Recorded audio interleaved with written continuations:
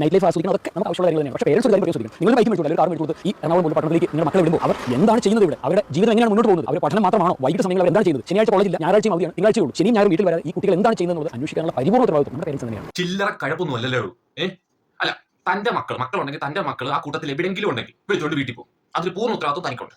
വെല്ലവന്റെയും മക്കൾ അവിടെ ഇരിക്കുന്നതിനകത്ത് തനിക്ക് എന്താണ് ഇത്ര വലിയ കുത്തല്? ചാനലിനകത്ത് ഇടാൻ കണ്ടന്റ് ഒന്നും ഇല്ലെങ്കിൽ അത് നിർത്തിയിട്ട് വേറെ വല്ല പണിക്കുമ്പോൾ അവിടെ നോക്കാനും എടുക്കാനൊക്കെ പോലീസ് ഉണ്ട്. ഭയങ്കര സ്ട്രിക്റ്റാ. പണ്ടത്തെ പോലെ അല്ല മറൈൻ ഡ്രൈവ്. പണ്ട് 24 മണിക്കൂർ ഓപ്പൺ ആക്കി വെച്ച കുന്തമാണ്. ഇപ്പൊ നൈറ്റ് ലൈഫ് അവിടെ ഇല്ല. 12 മണി 15 മണി ആകുമ്പോഴത്തേന് അടച്ചു കൂട്ടുമല്ല. അത് തന്നെ നമുക്ക് വലിയൊരു അടിയാണ്. പിന്നെ എറണാകുളത്ത് ഒരു കുന്തവും ഇല്ല. ആ കുറച്ച് സമയം പിള്ളേർ എൻജോയ് ചെയ്യാൻ പറ്റും. തനിക്ക് അവിടെ എന്ത് കാണിക്കാനാ? ലഹരി കുന്തമൊക്കെ ആണെങ്കിൽ അതുകൊണ്ട് തന്നെയാണ് ആ നൈറ്റ് ലൈഫ് എന്നുള്ള സംഭവം രാത്രി തുറന്നു വെക്കുന്ന പരിപാടി അവിടെ നിർത്തിയത്. ഞാൻ അപ്പുറത്ത് എന്തെങ്കിലും ചെയ്ത് കഴിഞ്ഞാൽ അവിടെ പോലീസ് ഉണ്ട്. തനിക്ക് എന്തുവാടോ വയ്യേ? അറിയാൻ മേലാത്തോട് ചോദിക്കുക. ഈ അമ്മാവനൊക്കെ ഇവനെ ആദ്യം തല്ലണം.